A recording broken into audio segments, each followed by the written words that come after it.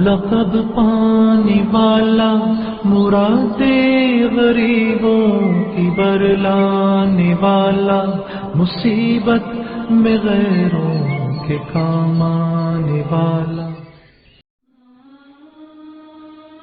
حج کے لیے سب جانتے ہیں کہ نماز، روزہ، زکوٰۃ اور حج اسلام کے بنیادی اور اہم ترین فرائض ہیں۔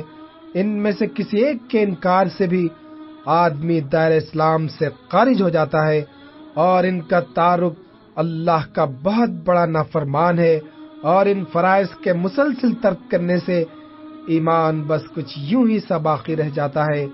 جس شخص کے دل میں خدا کا خوف، رسول کی محبت اور دین سے لگاؤ ہوگا، وہ ان بنیادی فرائض سے راز برت ہی نہیں سکتا۔ بھول چوک کی اور بات ہے، حج کا زمانہ قریب آیا تو حضور نبی کریم علیہ الصلوۃ والسلام نے بھی 1400 صحابہ کے ساتھ فریضہ حج ادا کرنے کی نیت سے مکہ مکرمہ کی جانب کوچ فرمایا۔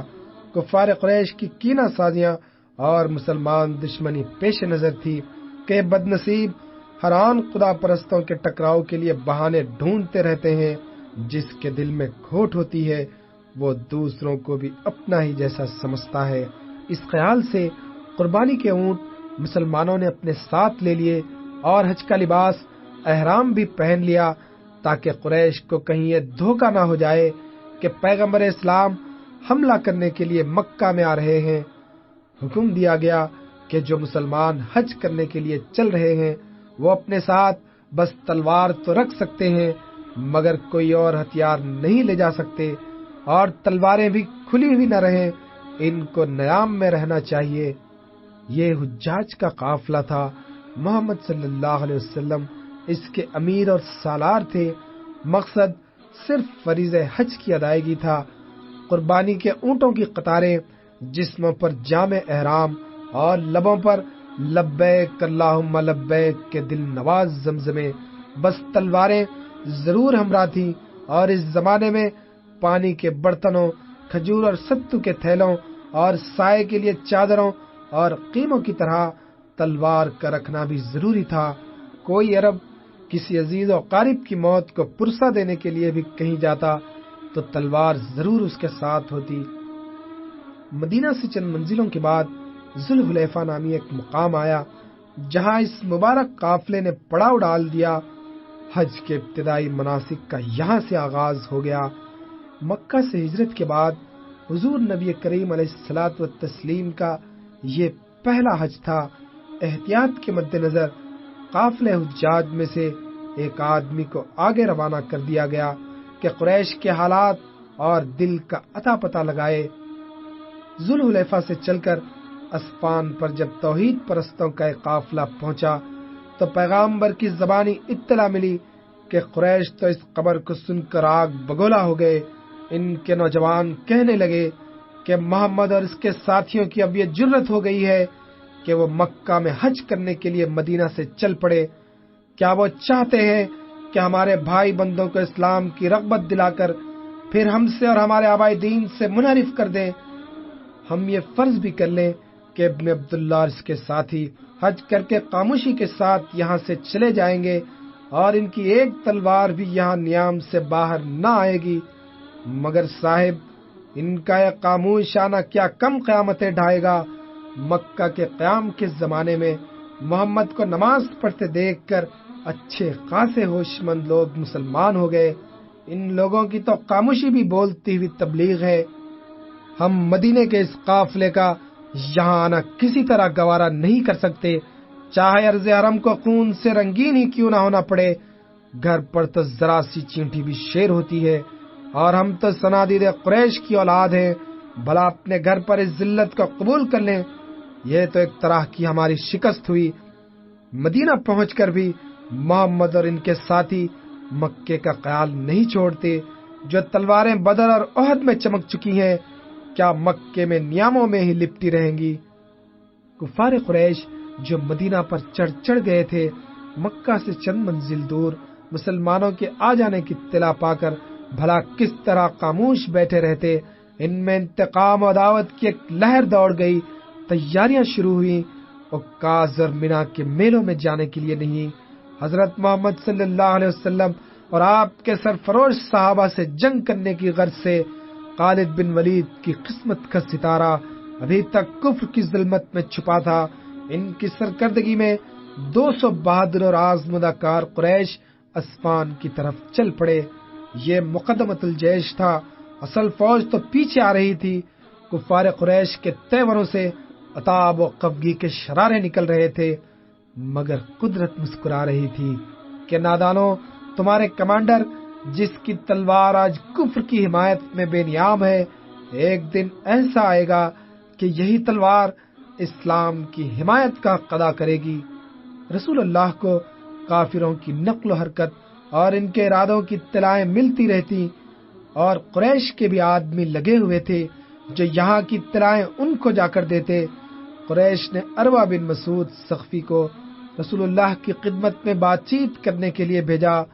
عروہ نے صلح کے مسئلے پر حضور سے گفت و شنید کی اور یہاں سے واپس ہو کر کفار قریش سے بولا کہ بھائیو، امیروں اور رئیسوں کا تو ذکر ہی کیا ہے، میں نے نجاشی کی بزم شاہانہ اور قیصر و کسریٰ کے دربار خسروی کا طمطراق بھی دیکھا، مگر محمد ابن عبداللہ کے ساتھی ان سے جس درجے عقیدت اور وابستگی رکھتے ہیں اور جو جا وقار میں نے وہاں دیکھا وہ کہیں نظر نہیں آیا۔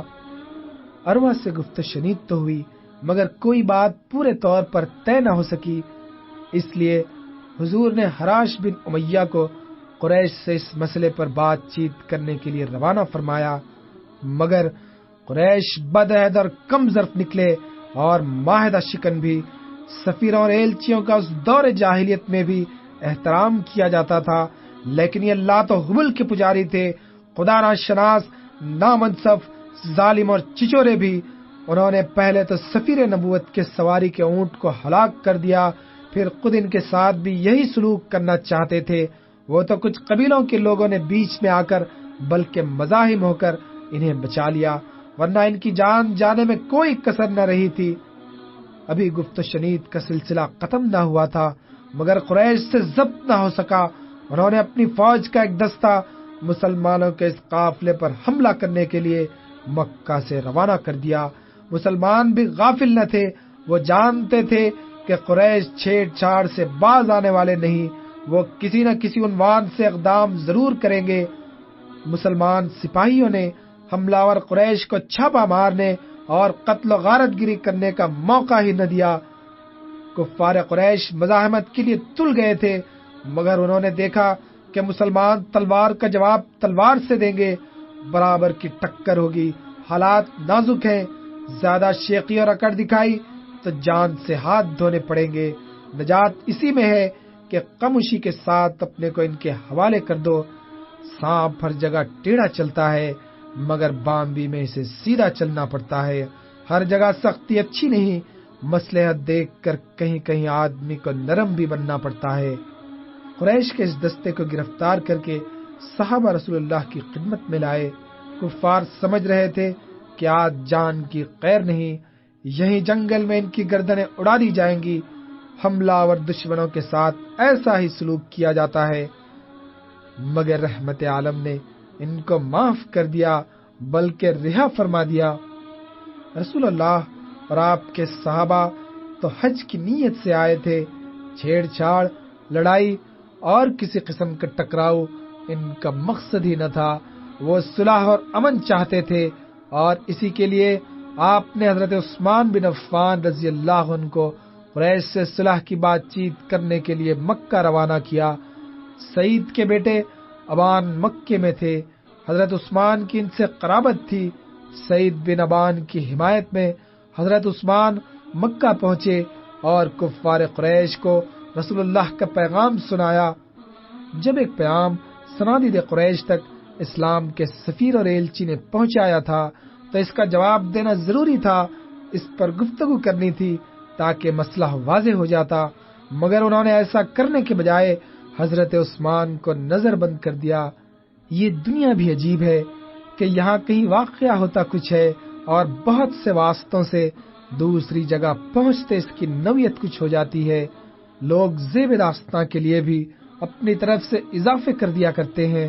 قبروں کی اصلیت اور واقعے کی نوعیت پر اس اضافے و ترمیم نے حالات کو بڑا نازک بنا دیا۔ حضرت عثمان کی نظر بندی کا واقعہ بھی اس خبر کے ساتھ مشہور ہو گیا کہ وہ قتل کر ڈالے گئے۔ حضور کو اس واقعے کی اطلاع ملی تو آپ نے زبان مبارک سے ارشاد فرمایا کہ عثمان کے خون کا قصاص لینا فرض ہے۔ پھر آپ نے صحابہ کو جمع کیا، آن کی آن میں پروانے شمع نبوت کے ارد گرد جمع ہو گئے۔ عثمان کی شہادت کی خبر سے حضور بہت متاثر تھے۔ حضور نے ببول کے درخت کے نیچے صحابہ کرام سے اللہ کی راہ میں مارنے اور مر جانے کی بیعت لی۔ عجیب سما تھا، چٹیل میدان، کہیں کہیں کھجور کے سوکھے پیڑ اور ببول کے درخت دکھائی دیتے، دور تک ہو کا عالم تھا، اور خدا کا نبی جان نثاری کے لیے صحابہ سے بیعت لے رہا تھا۔ مرد اور عورت جوش میں آ کر اقرار کر رہے تھے کہ اللہ کے راستے میں ہماری جانیں کام آ جائیں تو یہ سب سے بڑی سعادت ہوگی۔ یہ اقرار زبان حال سے تھا، یعنی یہ کہ عثمان بن عفان کے خون کے ایک ایک قطرے کا قصاص لیا جائے گا۔ کفار اس گھمنڈ میں نہ رہیں کہ ہم پرائے دیس میں ہیں، مدینہ یہاں سے دور ہے۔ خدا کی قسم، ہم بدر و احد سے زیادہ پامردی اور بے جگری کے ساتھ لڑیں گے۔ یہ جانے آخر ہیں کس دن کے لیے؟ خدا کی راہ میں ان کا کام آ جانا زندگی کی معراج ہے۔ تاریخ میں بیت رضوان کے نام سے مشہور ہے، مگر بعد میں جا کر اس خبر کی اصلیت کا پتہ چل گیا کہ اطلاع غلط تھی۔ حضرت عثمان شہید نہیں ہوئے، کافروں کے یہاں نظر بند ہیں۔